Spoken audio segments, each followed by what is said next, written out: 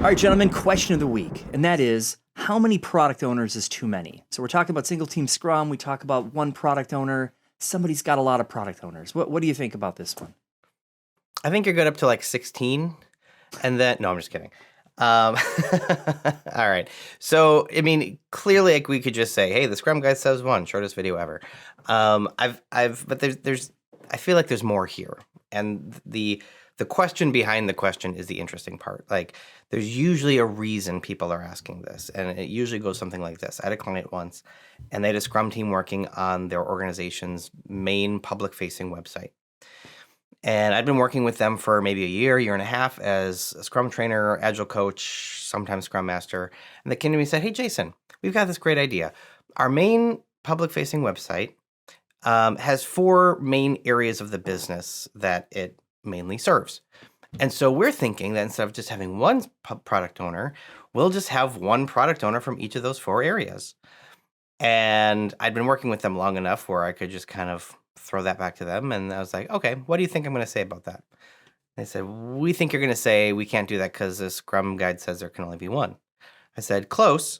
I'm going to say that you should only have one because I don't want to assemble a committee of 4 to make a decision. And what's likely going to happen is that your 4 product owners are going to have very different ideas of what's most important and what we should do in what order. And you're going to find yourself spinning your wheels and not really moving forward when things get tricky. And they said, oh, okay, I get that. And, sometimes when you pay people advice, they nod their heads and then they don't listen to you. I know I've done that with personal trainers. So, they didn't listen to my advice. They had 4 product owners, and 4 or 5 months later, lo and behold, they were wondering why they weren't getting anything done. So the moral of that story is there's one product owner per product for a very good reason. You want one person who is accountable to make decisions, decide what's valuable, quickly change those decisions without having to go through a lot of administrative overhead and process. That's my story. What do you guys think? I got a wrinkle to the madness here. Have you ever seen the movie Inception, where there's like a dream and a dream Love and a that dream? Movie. Spoiler alert. Top. It's just happening right now. But it's old school movie. Its chances are it's not a spoiler. But what happens when you have a product inside of a product inside of a product inside of a product? Ooh. Because you could have multiple product owners in your organization that serves a larger product, perhaps. Those dependency layers or those component layers can be interesting, to say the least.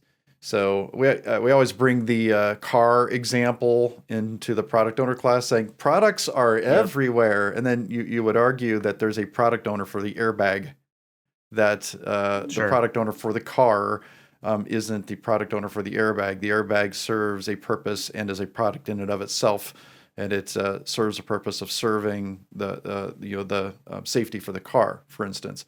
So I still align with the idea of a single product gets a single product owner, but there may be some work in the organization to identify where the product is, or products plural are, and look at it from that relationship standpoint. So that might be a bit of a, like I said, wrinkle, but something to consider. Yeah, pile on this idea of products, and especially really, really large scale kind of systems. Apparently, the inspiration for the product owner actually came from the chief engineer at Toyota. And so it was also a combination role of Scrum Master and product owner. So all you viewers, please feel free to Google this. I believe Jeff Sutherland tells the story at some point. But the main idea was it was a very, very highly coveted role. Like, you worked your career to get to a point where, like, you were the chief engineer for the, I don't know, Toyota Prius. I'll pick on that. That's a big job. There's a lot of moving pieces, a lot of different departments involved.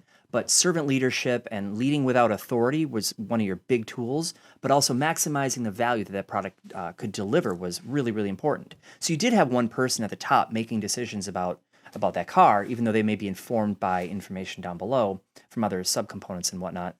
But when you do get products to scale, you run into a situation where if you start with your existing componentized structure, like I've got the wheel team, and I've got the engine team and the brake team, and you just say, well, I've already got teams, let's bolt product owners on them, and they'll be Scrum teams.